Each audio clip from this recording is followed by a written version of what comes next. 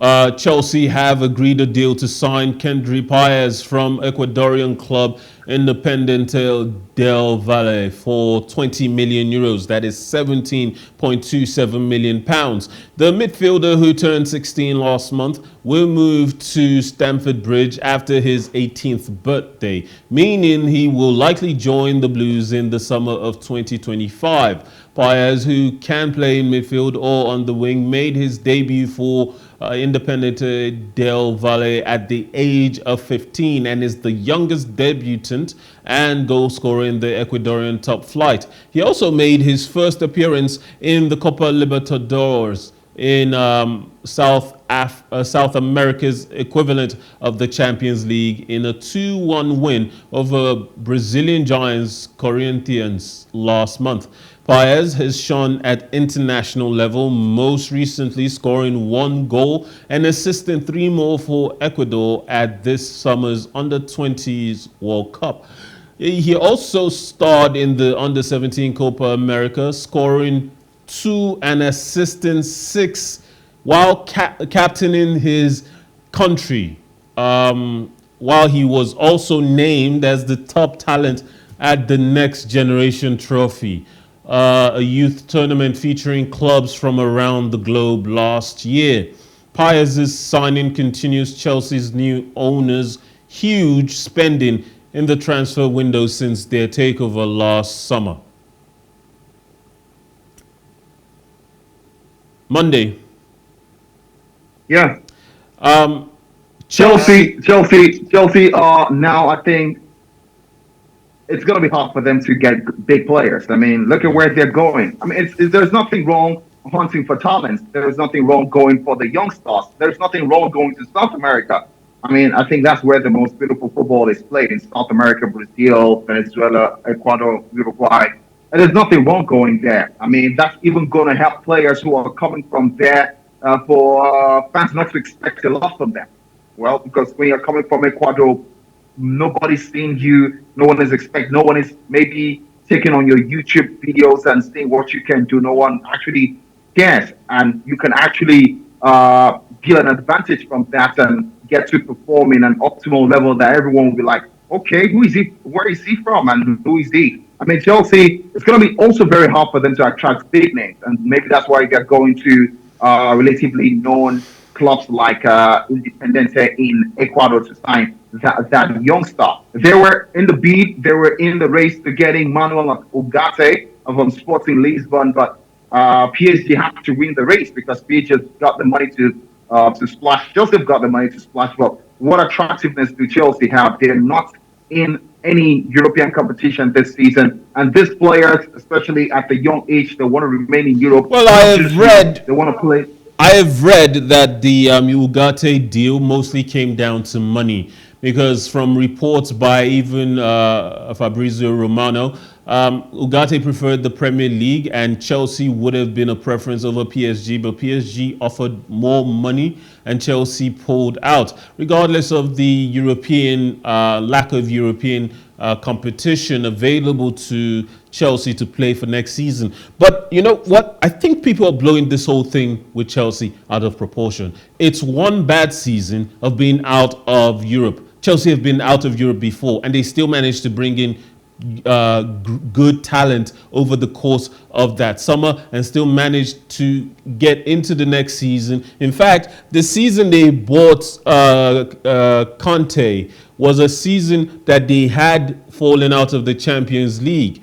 It's interesting to me that it's being treated, the Chelsea situation, the new ownership blunders are being treated as though it's going to be a perpetual situation. Years ago, pundits made a lot about Abramovich firing and hiring and firing and hiring, and yet Chelsea managed to find success.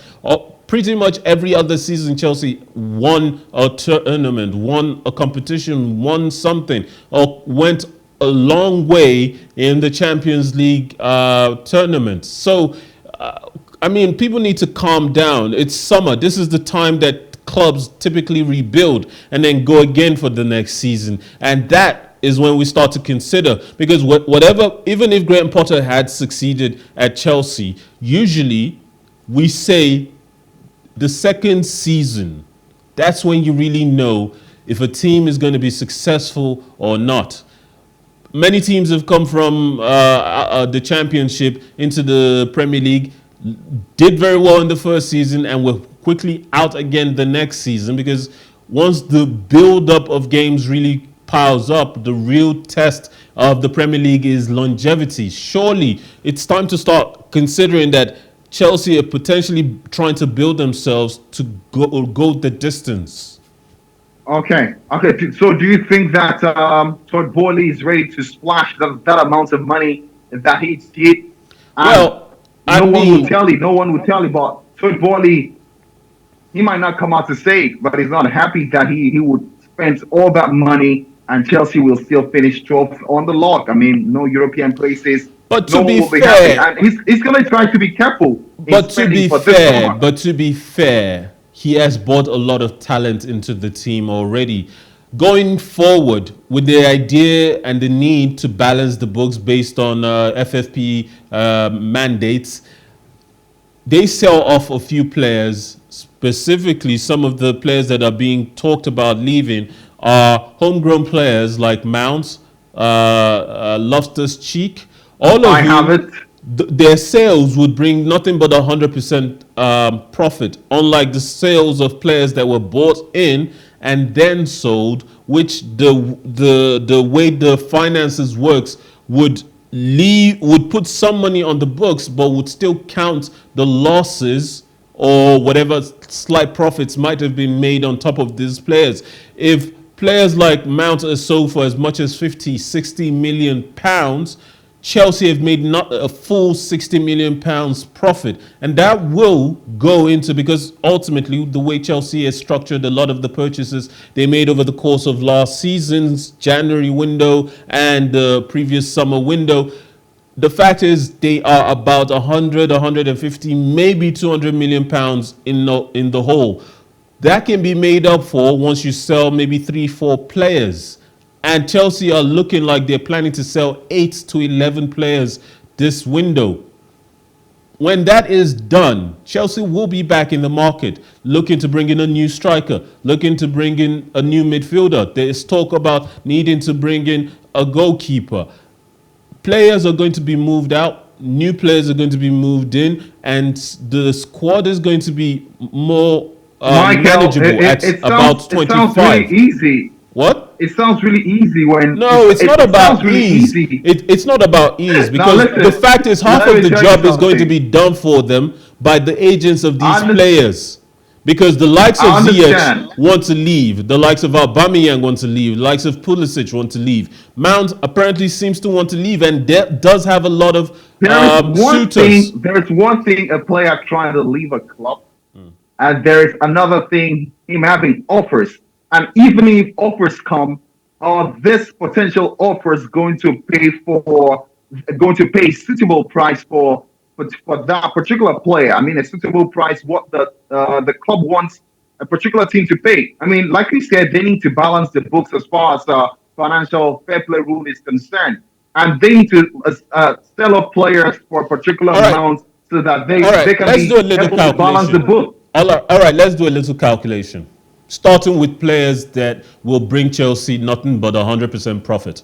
Loftus-Cheek is currently in discussions with AC Milan. There's talk about him being sold for about 20, 25 million euros, so roughly 70 million pounds. Mount they're requesting about 60 to 70 million pounds for him, and Manchester United, Liverpool are in the race, and even Man City have been called out as being interested in Mason Mount. And if not in the Premier League, there's certainly some interest in him from abroad. Now, there's also Conor Gallagher, whom, if you remember, Crystal Palace were willing to bid as much as 30 million pounds for him. There have been reports that Brighton were also interested in him, and given that Brighton are about to lose McAllister to Liverpool, he would also be a quality purchase that they could bring in for the amount of money that he is valued at on the market. Those are just homegrown players that can bring. Now Let me finish. you need Let to me say finish. something really clear. I think those calculations are very rough calculations. Very rough. Raw, Very rough because raw, but I mean, mostly accurate. Because as far as these teams are concerned, these players are worth the money that Chelsea are asking for. Now, Chelsea may not get £70 million for Mason Mount based on the fact that he is in his last year. However, Chelsea can expect to get as much as £50 million for him. Chelsea can expect to get as much as no club will pay £50 million for Mason Mount. It's not about his playing in his last year of his contract, but this is a player Chelsea refused to play him on the pitch of play. how I mean, about we he take doesn't a even bet get to right here? How about start we games. take a bet right here? I'm open to that. I'm serious. He wouldn't go for 50. £50 million, anything less than £50 million, and I buy you data for your All next right. So call. if the opposite happens, I do same right. All right. Then we're Then, in. all right. Now let's talk about what Chelsea can do in terms of shaping their image. Obviously, Chelsea are not going to bring in the likes of Jude Bellingham, but the fact is, the likes of Jude Bellingham are a dime, are a dime in a million. They aren't that. You can't find a lot of players that are of that quality, of that age range anymore. If Chelsea go into the market, they will still find plenty of players that want to move into the Premier League, that see Chelsea as an opportunity to do so, that see the wages that Chelsea can offer, and will consider that Chelsea want to build a project under a capable manager that next season might very well make up for the loss of the Premier League's position. And another factor we need to consider: the new rules surrounding Champions League qualifications. Now, the countries and the leagues, particularly that do well in the competition, that go the furthest, gain in coefficient ratings, rankings, and that could end up adding an additional Champions League qualifying place to the league in the Premier League. So we could end up having 5 teams from the Premier League going to the Champions League next season or in the season after that. And since the Champions League is seemingly trying to expand to more countries, more clubs around the world, making it a much bigger template of a competition, surely, even though right now there's only 4 teams that can qualify and there's about 7 teams that are going to be vying for it next season, there's a chance that that number will be 5, and Chelsea might very well be one of those 5 from season to season. And players still manage to come to the Premier League to join up with Liverpool when Liverpool weren't in the Champions League. Jurgen Klopp had only limited successes given his reputation with Dortmund, and he still managed to attract the likes of Mohamed Salah from Roma to come join him in building the legacy that he has built now at Liverpool. So my point is, people need to tone down the notion that Chelsea are this club that have gone so off the rails that we don't expect to see them back in the Champions League for maybe another 3 seasons. That one bad season is a major I think you would indictment. agree with me. I think you would agree with me that every club has that season of drought, not just Well, a not season, but Man City seasons of these drought. days. AC Milan gone through that time. Arsenal are still trying to come up from that time. Manchester United, since 2013, no major trophy. Maybe the major trophy they won was in 2017, the Europa League. But Chelsea, they're yet to test these times. And people are also arguing, and they could be right, that the trophy drought seasons have just begun for Chelsea. And I know you're trying to console Chelsea fans or try to let people know that Chelsea could be back next season. Well, it's not so easy because, I mean, there was no hope, no glimpse of hope the way Chelsea played last season. It was an abysmal football display. Chelsea played like And schoolboys. but I'm And from the saying, way they played last season, you I'm can't say that things will easily get better. I okay. Okay. understand the new Here's the Champions question. League format coming up. Here's the question. Are people more or less likely now to make a hysteria or overestimate certain circumstances? And by that I mean a player doesn't score in 5 to 10 games, and then they come back and score one goal in one game, and everybody's like, this player is back. The same on the opposite side of that coin, a team does poorly over the course of 3 games, and everyone says they're on a bad rut and they might drop out of the top four. Equally speaking, about the same hysteria and overhyping of circumstances. A player doesn't get to play the next 3 games because the manager decides to rotate the squad and places him on the bench for those 3 games. And suddenly we have articles being written about the player being angry, the player maybe potentially leaving at the end of the season.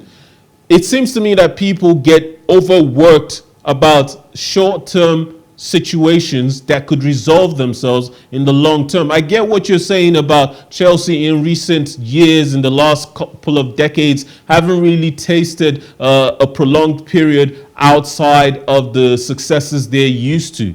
But again, I am saying at the end of every season, hope springs eternal for the next season. And certainly, there's no reason, not with a new manager of the quality of Pochettino, not with the kind of firepower that the team and the club can afford to buy, that we should be feeling like this is the beginning of the rut, at the beginning of what should be considered a new era. Well, I get your point, but there's some people that are hell bent that Chelsea are going to go through some difficult times. I mean, I'm not completely sure they won't return back to the Chelsea we knew, but if I'm judging from the previous, because they say you're as good as your last game, you're as good as your last season. Not all of a sudden people will start expecting the best from you when you had a very terrible season. Like for Arsenal, a whole lot is expected from Arsenal next season because they're expecting them to go back to their model and try to bring something better than they did last season. But for Chelsea, who in his right sense will expect that Chelsea will be contending for the title next season? Seeing Well, how they performed last season. no one should be I'm not expecting saying that. that the new season might not bring up a new level of hope or a new level of belief for possibly Chelsea fans, but they need to slow things down. I mean, with the players they have, these are not even Premier League quality. Modric has not been tested. Enzo Fernandez is not Premier League quality. Mason Mount, who had a little bit of knowledge about how the Premier League runs, was not included in their playing format.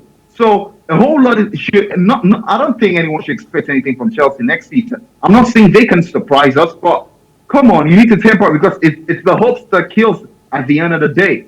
I mean, just give Chelsea a level playing field and let them come up with what they know how to do. But I believe in Pochettino, but I think next season for Chelsea is going to be just putting them in the right direction. What is the direction? Putting them in the level of competition because Chelsea were out of competition last season at the last 10 games of the season. They were completely out of the competition. They completely do not know what kind of football they were playing. They had no clue. Frank Lampard, no thanks to him, of course, put Chelsea in a very precarious position. I Frank mean, Lampard if did there were a that, few more games, or if Graham there were a Potter few more did games, that. I think Chelsea would fight in relegation. If there were a few more games, like let's say there were 40 games in the Premier League, Chelsea would have been fighting relegation last season. So they escaped the Premier League and they're still in it by just they were very close to getting relegated. I don't know why So next everyone is season, blaming. I don't know why people are blaming Frank Lampard as though he was supposed to do some kind of miracle in the last 9 or so games of the season, given the level of rut that basically stemmed from right from the first game of the season. Tuchel seemed to struggle at the beginning of the season, though I still maintain he would have gotten them on track given the trust of the ownership.